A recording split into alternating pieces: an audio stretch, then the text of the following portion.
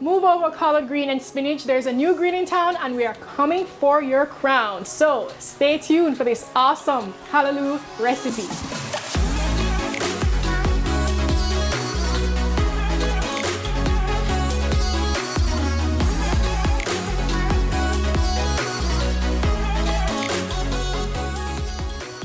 Hi guys, welcome to Sam's Food Chronicles. If you love collard greens, spinach, or kale, you are going to die for this callaloo recipe I'm about to show you.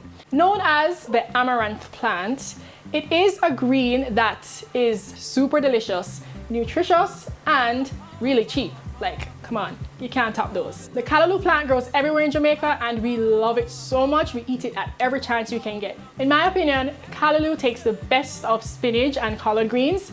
It is not too hard to cook and it's delicious, but not overpowering at the same time. So with that said, let's get straight into the recipe. You already know. In order to make the perfect callaloo dish, one must start with really good quality callaloo. And by that, I mean the leaf should be supple, it should be a young plant, freshly cut. The color should be brightly green, not like dark and old looking. It shouldn't have a lot of blemished leaves on there, so if you see any form of decaying or rot, we're just gonna take them off. So you go through the callaloo leaves for any critters and just take them out.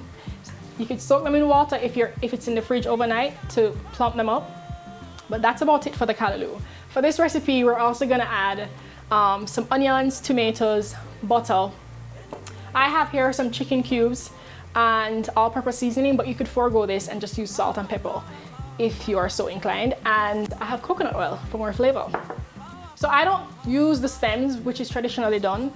They take off the roughage from the outside, but it takes a lot of time, so I just forego by just cutting it off and just saving these ends for like making juice. Put them in your juicer and you have a base for your smoothies.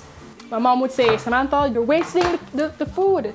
So I go through the stems and I take off these smaller leaves just to make sure I'm not wasting anything. Right, Mom? And these young leaves are super soft and yummy. Lots of flavor in them, so I wouldn't want to throw those away. These are the blossoms of the callaloo plant. We do not want to keep these. These can be dried and actually thrown in your garden and sprout more callaloo. Take 2 bunches, 2 huge heaps, and then we're just gonna take our chef knife. Make sure your knife is sharp, guys. Gonna fold and just make a rough chop. And then I have my bowl and we're going to submerge it in some water. Soak it for about 5 minutes. They're gonna plump up, they're gonna get rehydrated, and then we're gonna rinse them off. Don't forget, callaloo is versatile. You could use it to make chicken Florentine or stuffed chicken. You could do a callaloo quiche, a callaloo patty, or a callaloo empanada.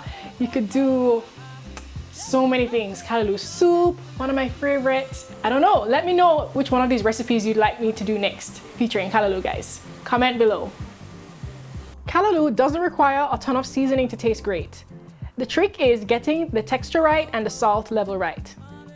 Dice 1 medium onion and set aside. Do the same with 1 small ripe tomato, which interestingly aids in iron absorption from the callaloo. They already know. Okay guys, we are ready to rumble, and I've got my saute pan. It should be at least about 3 inches deep so that we can steam it. Add 2 tablespoons of coconut oil, then 1 tablespoon of anchor butter, which is my favorite. Saute the onions for about 1 minute until just translucent. Avoid browning. And then we're gonna add our callaloo. We just take big heaps and just dump it in. It smells so good in here, guys. You won't believe. You won't miss meat when you eat callaloo like this. Trust me. So umami and meaty. Don't be afraid to pile it on. It has a lot of water content, so it's gonna shrink considerably.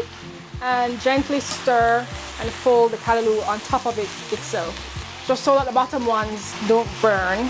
So now we're going to season at this point, and we're gonna use some chicken bouillon and just sprinkle it over it.